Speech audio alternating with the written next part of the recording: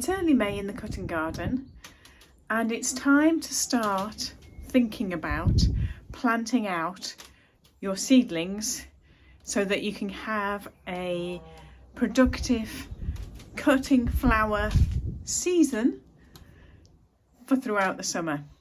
So we haven't yet reached my last frost, the last frost date. That is in 5 days time, I think, for here in Shropshire. But I've looked at the 10-day forecast and everything is looking pretty good. So I'm going to risk it and start planting out what seeds are ready to go out. So if you want to see what I'm doing and how I'm doing it, then follow me and I'll show you how.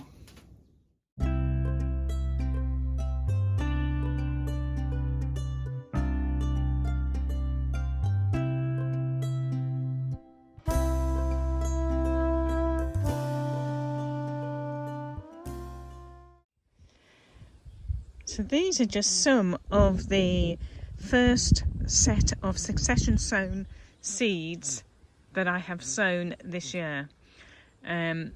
So they are just hardening off. I've had them out here for a few days, and they're pretty much good to go. This is my second set of succession sown seedlings, so nowhere near ready to be planted out yet, but won't be far off. So I will soon be looking at pinching out where required and moving them out into the hardening off space over there in the background. And on the table over there, I'm also hardening off the dahlias that have come through. So I'll need to make space for those. And also I have set out some seedlings ready to be planted out this afternoon. So I have got lots to plant out, and it's all going to be planted out in this weed membrane so that I'm trying to minimize the weeding that I need to do and hopefully maximize the growth on the plants. Now, I've never used weed membrane before, so I'm going to show you how I plan to create the holes, and then we'll crack on and get the seeds planted. My plan is to plant the taller plants at the back, so the Ami Majus, Dill, Dorcas, and actually the Greek cress, which isn't that tall, but it will take up a bit of space. So I'm planning to plant that at the back so they don't shade out any of the shorter plants, and then the rest, which I believe will be shorter, will go along the front here. So this is my first succession sowing bed, and it's pretty good to go. I'm thinking the dahlias will go in this bed here. I think there's enough space for them there. It's a pretty open and sunny site, so we're not too bad. The only bit of shade is this corner here, which is where I've got the foxgloves and aquilegia growing, along with what looks like a lot of weeds that I need to have a tackle. I'm going to also plant the cerinthe next to that, and not in the weed membrane, because I want it to self-sow. It started doing that last year, and I stupidly pulled out those seedlings, and I think I should have left them in, and then they would be so much further along if I'd left that last year. And cerinthe do best when they're left unheeded to self-sow. So I'm going to open up a section of that weed membrane next to all of the foxgloves and just plant out a little corner where all of the cerinthe will grow, hopefully year on year, even though they're annuals. My plan is to have beds that are 120 centimetres wide. So this bed here, 120 centimetres wide and as long as it needs to be. Then a 50 centimetre wide path, and then another 120 centimetre wide bed. And that's the plan for all of the different raised beds that I have in this plot. In this particular section, this bed here is right next to the hedge. So and the hedge will grow over the course of the season, and I get it cut roughly about August time. So rather than that hedge crowding over into the bed, I'm going to keep this slightly narrower so that it doesn't conflict with the growing of the plants. And again, that's going to have the taller, more foliage plants in there anyway, so we should be okay. This particular weed membrane has lines on it. Unfortunately, they're not really lines that are of any use for the measurements that I need to take. So roughly the plants will be about 15 centimetres to 20 centimetres apart. These lines are randomly about, 27 centimetres. So it's not convenient. So hence the poles that I've got to keep me from making sure I don't go adrift. And also my plan is to mark out where I want the holes to be using a crayon that I have, and then using the knife and scissors, or a combination of both, whichever works the best, cut out the holes. I've seen a lot online about burning holes into the membrane, which looks really efficient and everything's really neat, but I don't really trust myself with a blowtorch. So I'm going to see how this goes and take it from there. My theory being, if I cut little diamonds out, or just lines, and then tuck in the membrane underneath, then I can then untuck them and I've got still pretty good covering if I don't need those holes again. Whether that will ever come into fruition or be needed, I've no idea. But that's what I'm planning on doing at the moment until it proves fruitless. So let me carry on and get things marked out. I have a few rudimentary templates to do the measuring out. So this is roughly 6 inches by 6 inches. So for the smaller plants, such as the scabiosas.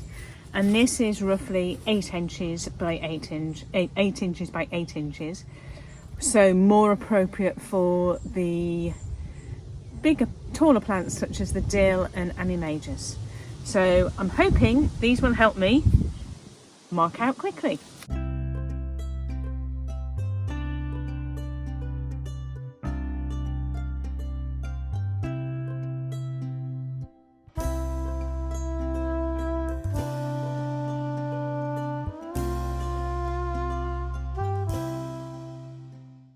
I've made a start on the marking up, and now I'm going to make the cuts.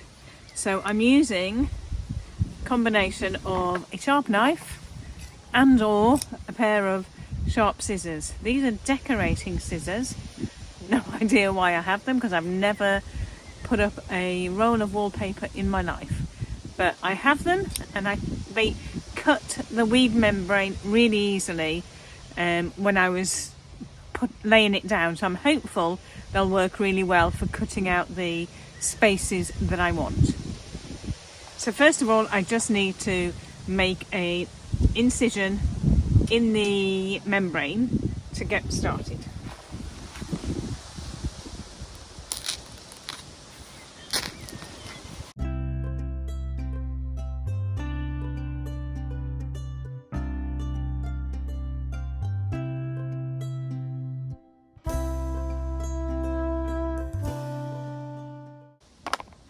Now let's go in with the scissors.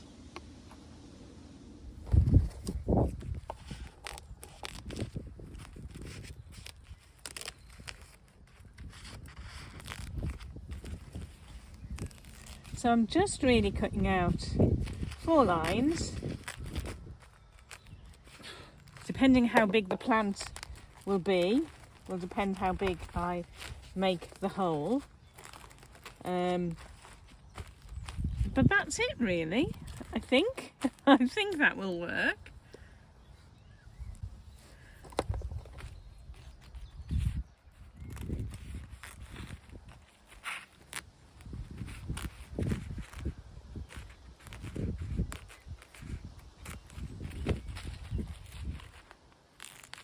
unless I've got the spacings wrong, which is a possibility. But even if these flaps don't stay under, it gives me enough room to plant the plants out, and then they can grow upwards. And actually, the less light that gets in, I'm hoping the less weeds that will be able to grow. So that's what I'm going to do. Let me carry on and get it done. So I've cut out some of the holes.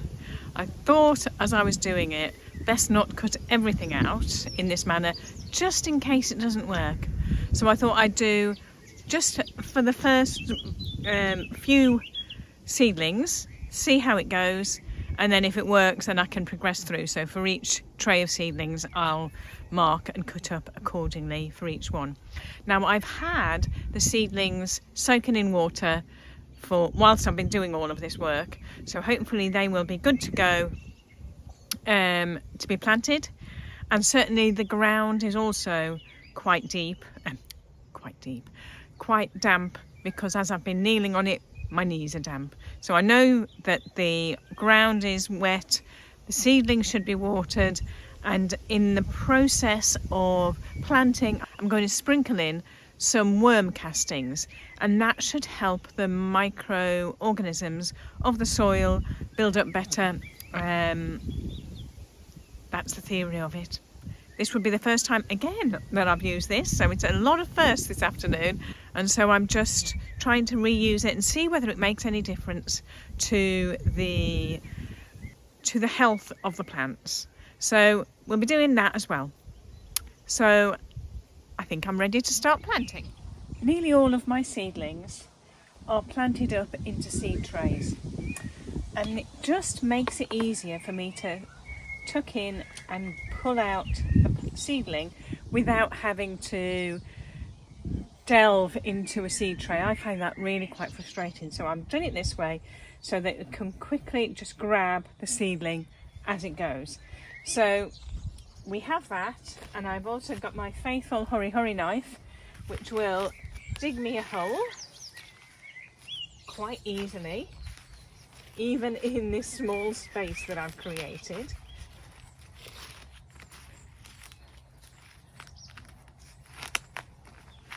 And I have to say that soil's looking really good.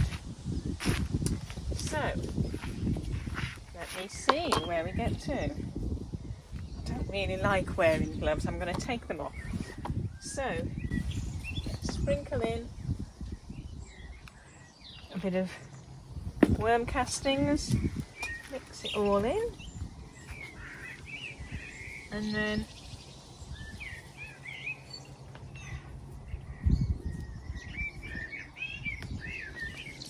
it's a simple matter of scooping in and pulling out the plant. Planting it in. There we go.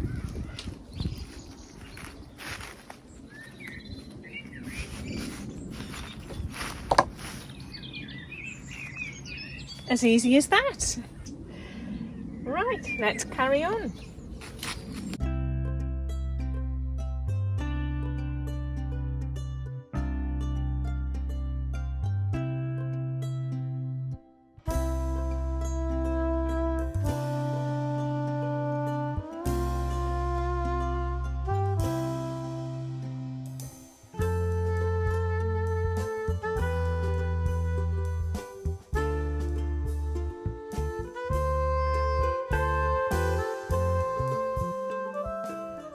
Well, I have to say that wasn't particularly enjoyable.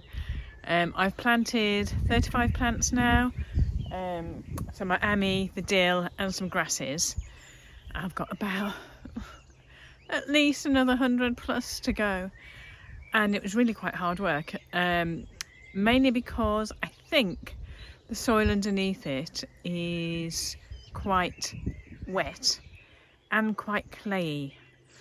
So that I'm looking at that as a positive, in that it's retaining water well. I'm hoping that in the heat of the summer, it's not just going to become a solid baked mass. Last year it wasn't. It was absolutely fine. This bed was fine last year. So I'm hoping all will be well.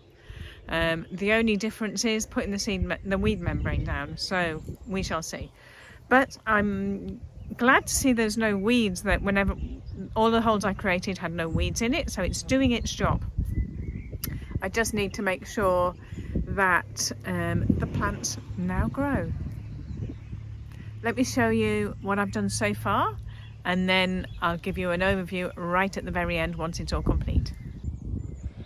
So there's a very sad looking Amy and Dill.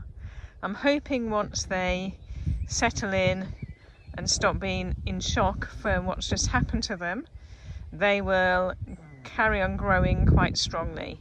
I need to put some support around them so that they don't flop as much, but hopefully they will sort themselves out once that's done. Here's the grasses that I've planted. I don't hold out much hope for the sprinkles, which is this one here, because they just seem to be leaf on a very fine stem, and I'm not convinced I didn't break that stem when I planted them, so we shall see what happens with those. But this one's here, which I can't remember what that is, but it certainly looks healthy enough. So just these plants to go tomorrow, and trying to fit all of that in somewhere else. After several hours, the seedlings are all planted out. So now I have all of the seeds from the first succession sowing planted, and the bed is virtually complete. There's probably room for a couple more rows of plants, but that's it, it's full.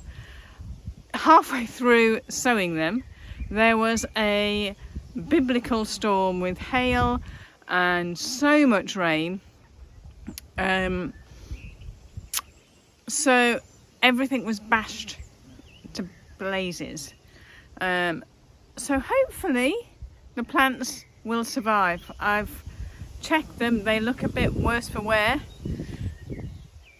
They are what they are, so let's hope they can withstand it and will grow on from now on.